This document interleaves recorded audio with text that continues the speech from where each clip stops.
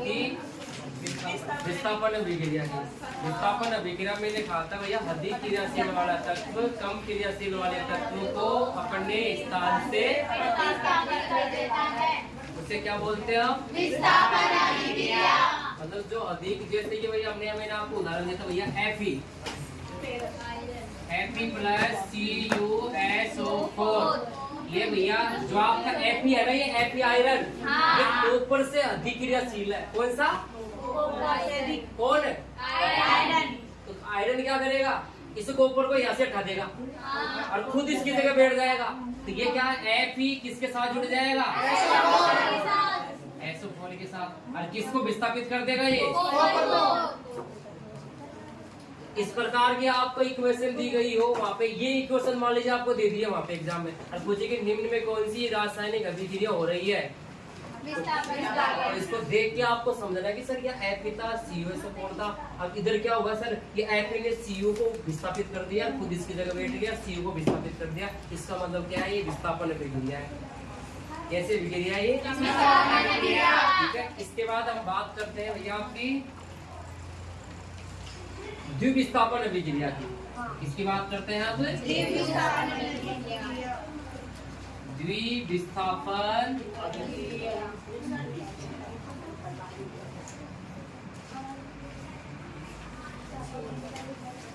ये किसे कहते हैं भैया? देखो भैया, ऐसी रासायनिक अभिक्रिया, ऐसी रासायनिक अभिक्रिया, ऐसी रासायनिक अभिक्रिया जिसमें आयनों का आदान प्रदान होता है। आयनों का आदान प्रदान होता है उसे हम क्या बोलते हैं? द्विविस्थापन अभिक्रिया। क्या बोलते हैं? द्विविस्थापन अभिक्रिया।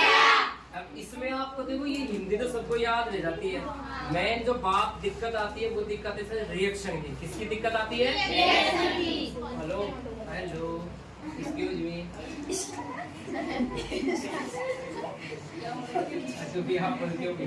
देखो भैया, इसके लिए आपको एक तो सोडियम सल्फेट लेना पड़ेगा। आपको क्या लेना पड़ेगा? Sodium sulphate. Na2SO4 प्लस एक लेना पड़ेगा आपको बेरियम क्लोराइड, BaCl2।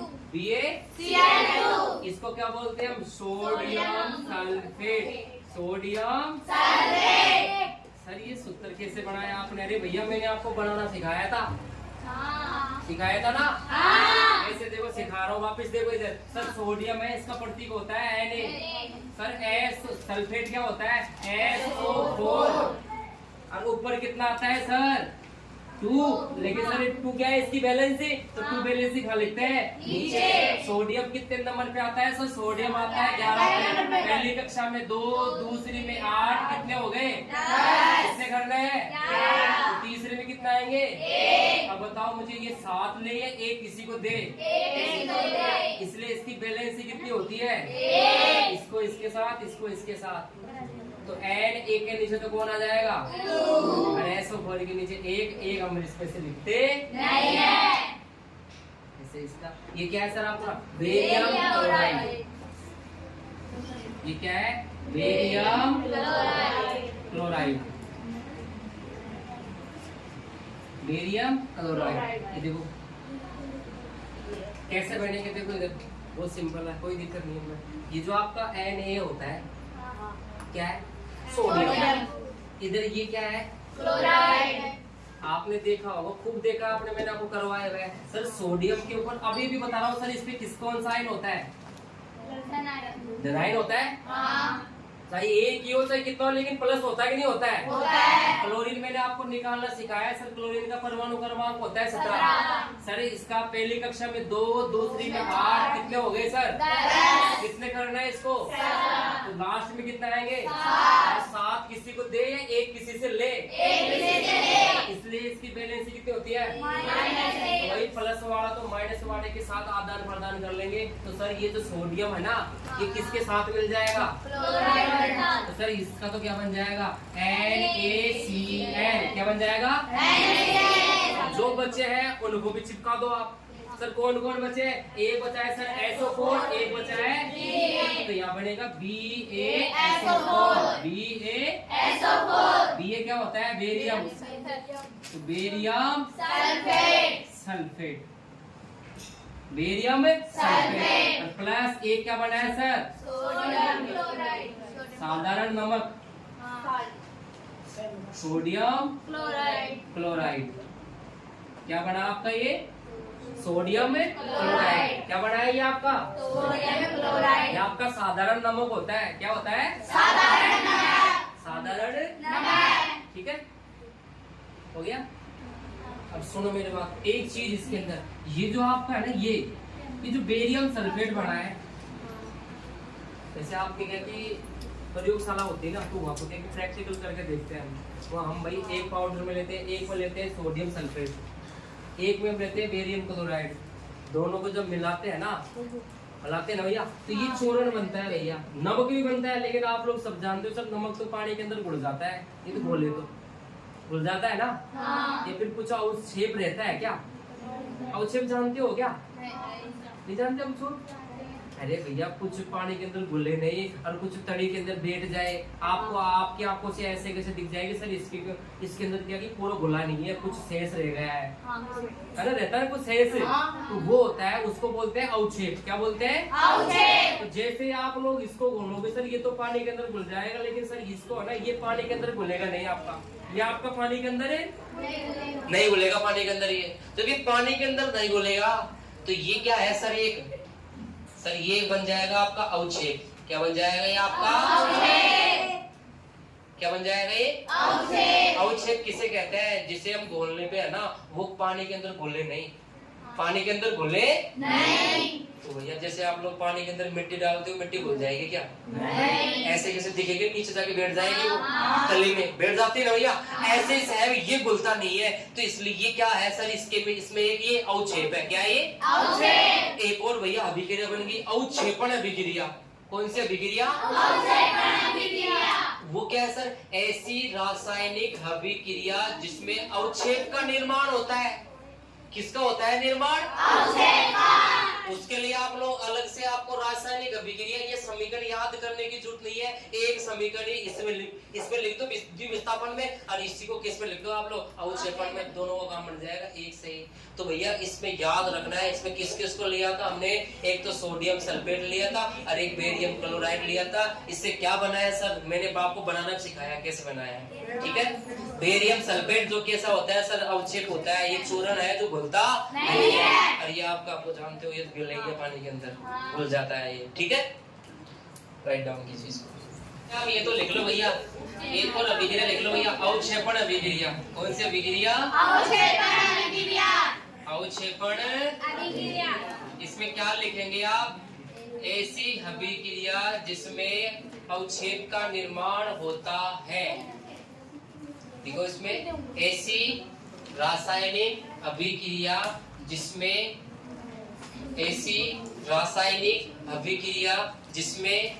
अवक्षेप का निर्माण होता है।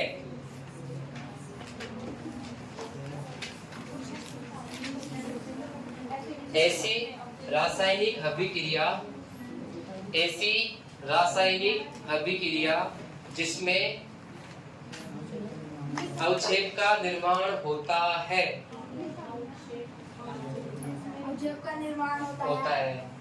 अवक्षेपण अभिक्रिया कहलाती है। ऐसी रासायनिक अभिक्रिया जिसमें अवक्षेप का निर्माण होता है, क्या कहलाती है वो? अवक्षेपण अभिक्रिया कहलाती है।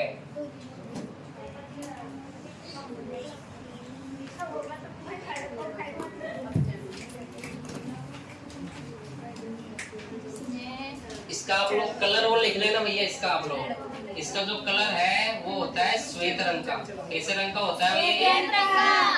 श्वेत रंग का अविलेय पदार्थ है ये, अविलेय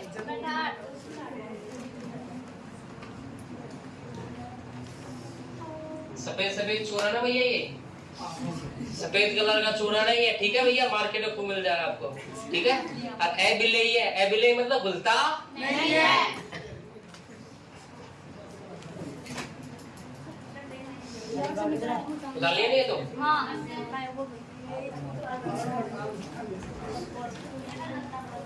बातें नहीं करनी भैया आपको पीछे। एक है आपकी उपचयन अभिक्रिया,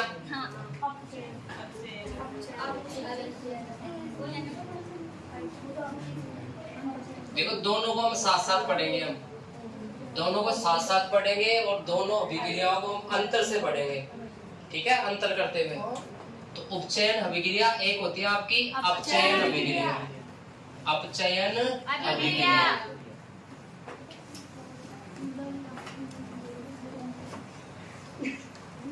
ठीक है भैया, देखो भैया इसके अंदर इसका एक और नाम है ऑक्सीकरण।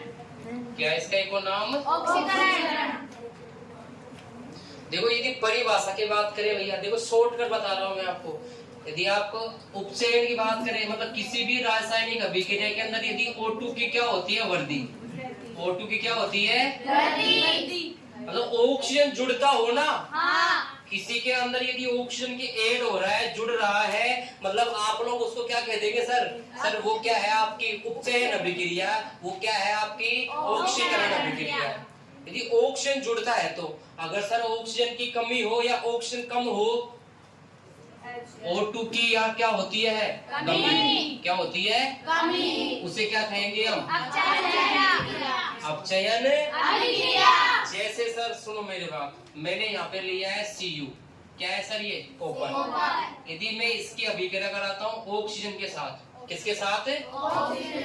तो सर क्या बनता है अपना? CuO, क्योंकि मैंने आपको पहले ही बता रखा है जब किसी भी धातु को है ना ऑक्सीजन के साथ अभिक्रिया कराते हैं तो उसका ऑक्साइड बनता है। क्या बनता है? ऑक्साइड। तो यहाँ पे क्या बनेगा? CuO, इसको बोलते हैं कॉपर ऑक्साइड। क्या बोलते हैं इसे हम? कॉपर ऑक्साइड, कॉपर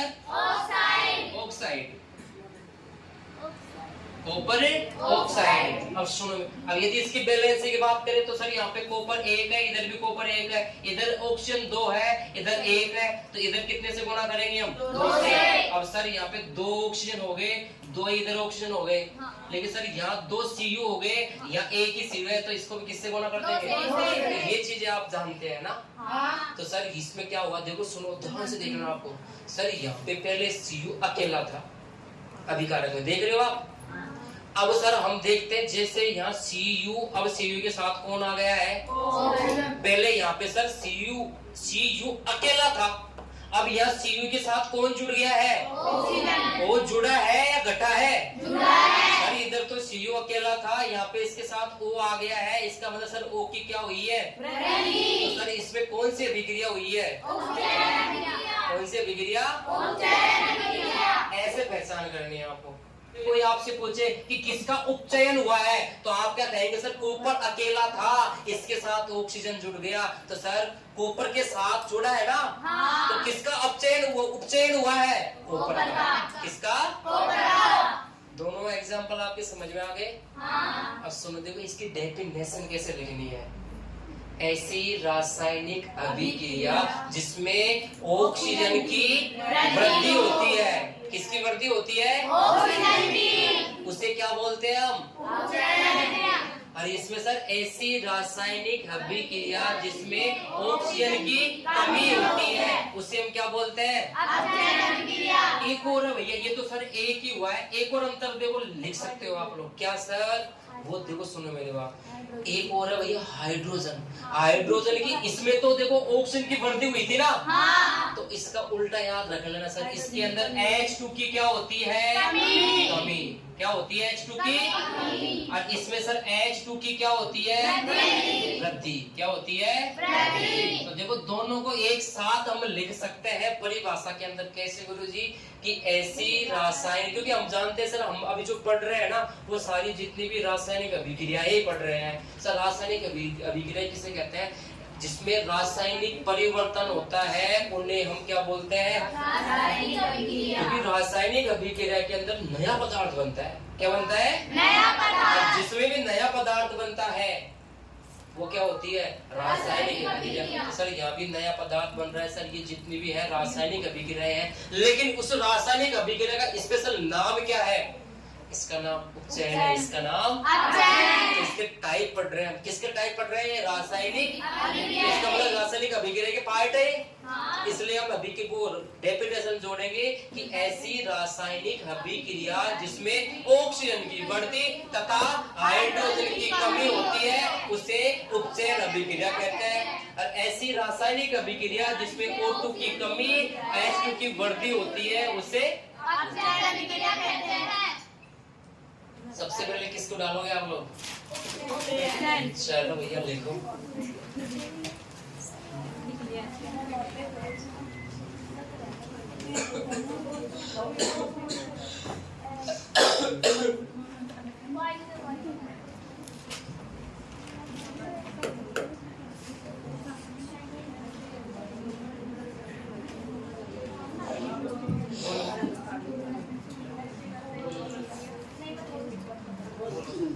अरे ऐसे करो ना, आप तो अलग अलग क्या है, पहले इसको डाल लो और फिर इसको लेके लेना। ठीक है, पहले इसको डाल लो।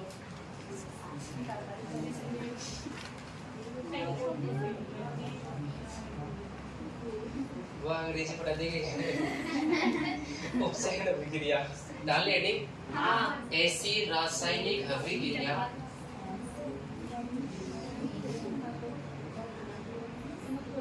ऐसी रासायनिक अभिक्रिया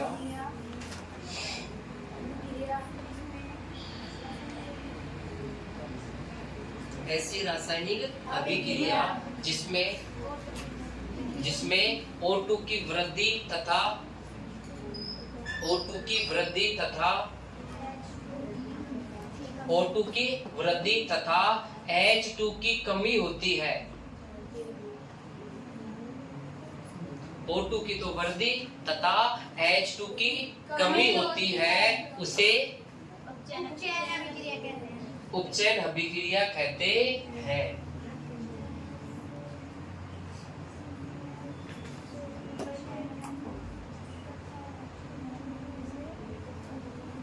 उसे क्या बोलते हैं हम? ये याद कर लेना, बस एक लिख लो भैया। ये जो ब्रैकेट के अंदर जमाया है मैंने, ये कॉपर की मैंने किसके साथ किया अभिक्रिया? ऑक्सीजन के साथ। क्या बना है? Copper oxide. तो कोई आपसे पूछे कि किसका ऑक्सीकरण हुआ है? किसका? डन।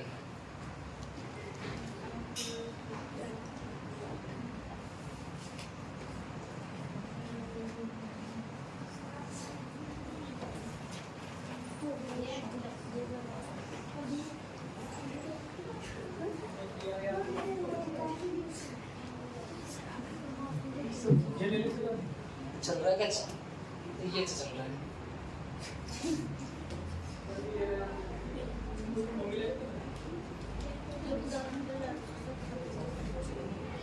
अब वो लिखो आप।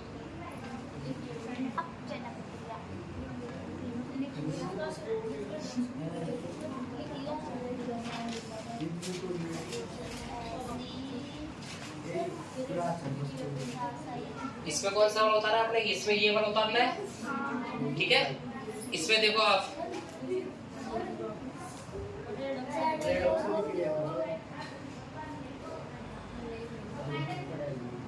अपचयन अभिक्रिया उसके अंदर दोनों ही होता है। उपचयन में क्या होता है? दोनों। अभी बताऊंगा इसमें किसका क्या हो रहा है, किसका क्या हो रहा है। इसका तो यहाँ पे क्या हो रहा है? अपचयन। इसका क्या होगा? उपचयन। वो आगे बात करूंगा, लेकिन इसमें हम लिख सकते हैं उदाहरण, ठीक है। लिखो आप इसमें अपचयन अभिक्रिया में लिखो आप लोग, ऐसी रासायनिक अभिक्रिया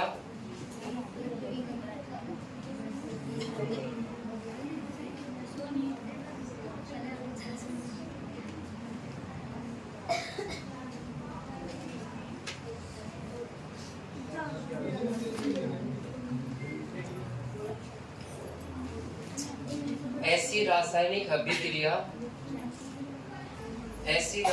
अभिक्रिया जिसमें O2 की कमी तथा H2 की वृद्धि होती है। O2 की कमी तथा H2 की वृद्धि होती है।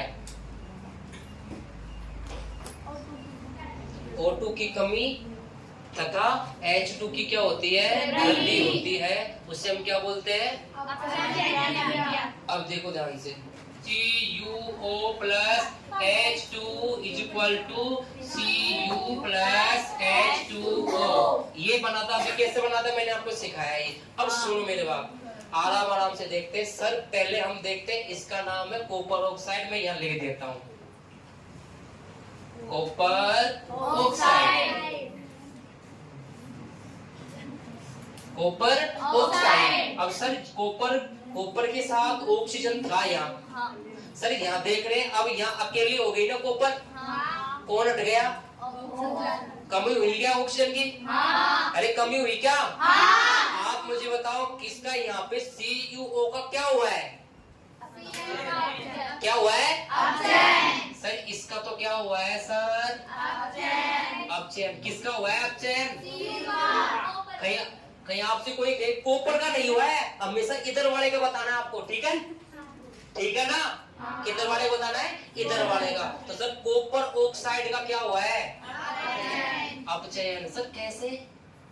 आप बोलोगे सर कैसे? अरे सर पहले Cu के साथ O था, अब यहाँ से सर O निकल गया है, O की कमी हो गई है। अक्सर जिसमें ऑक्सीजन की कमी होती है उसे हम क्या बोलते हैं? अपचयन। जिसमें सर CuO का क्या हुआ है यहाँ पे? अपचयन। क्या हुआ है? अपचयन। अब सर हम देखते हैं हाइड्रोजन को, क्योंकि इधर एक और तत्व है। सर हाइड्रोजन देखो यहाँ पे, ये हाइड्रोजन सर पहले अकेला था हाइड्रोजन। अब सर इसकी इधर देखो आप लोग, इधर देखो सर, इधर सर देख रहे हैं H2 था, अब H2 में कौन जुड़ गया है? O जुड़ा है। पहले अकेला था, अब O जुड़ा है इसमें, O इसमें जुड़ा है। अगर सर ऑक्सीजन की यहाँ पे वृद्धि हुई ना, ऑक्सीजन यहाँ पे जुड़ा ना, किसके साथ जुड़ा? सर H2 का क्या हुआ है यहाँ पे? क्या हुआ है? दोनों उदाहरण इसके अंदर आ रहे हैं। एक का इसमें क्या हो रहा है? अपचयन। एक का क्या हो रहा है? उपचयन। तो ऐसी रासायनिक अभिक्रिया जिसमें अपचयन और उपचयन दोनों साथ होते हैं ना, दोनों क्या होते हैं? उसे हम बोलते हैं रेडॉक्स अभिक्रिया। क्या बोलते हैं उसे हम? रेडॉक्स अभिक्रिया। कौन सी अभिक्रिया बोलते हैं? रेडॉक्स अभिक्रिया। तो आप लोग हेडिंग डालिएगा रेडॉक्स अभिक्रिया। संपन्न होती हो। वाह क्या दर्द है आपकी आवाज में।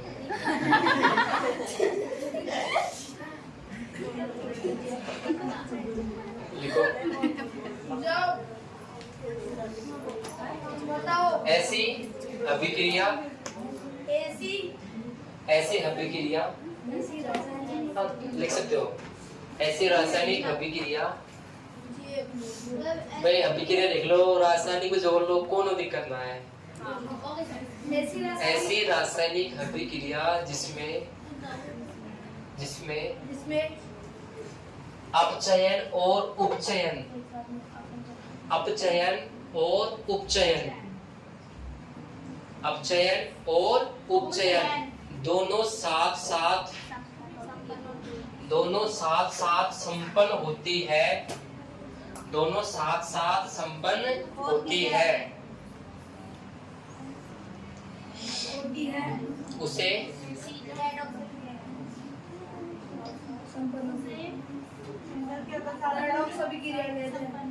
संपन्न होती है।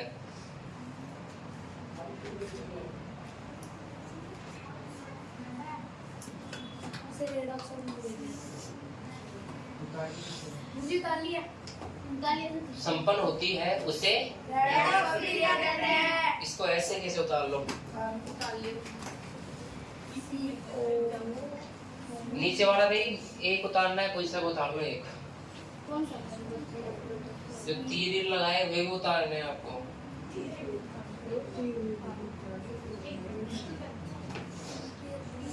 जो तीर लगा सकते हो, तीर इधर से ये बना है आपका, इससे आपका ये बना है।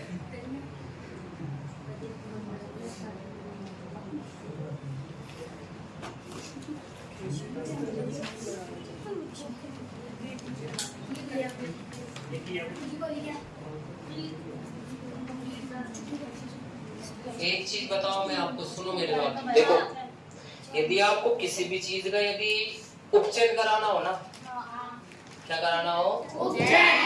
क्योंकि जब हम पढ़ेंगे वर्जन और निस्थापन, पढ़ेगा आपने? पढ़ेगा आपने? वर्जन और निस्थापन क्या बोल रहा हूँ, कुछ समझ में आ रहा है?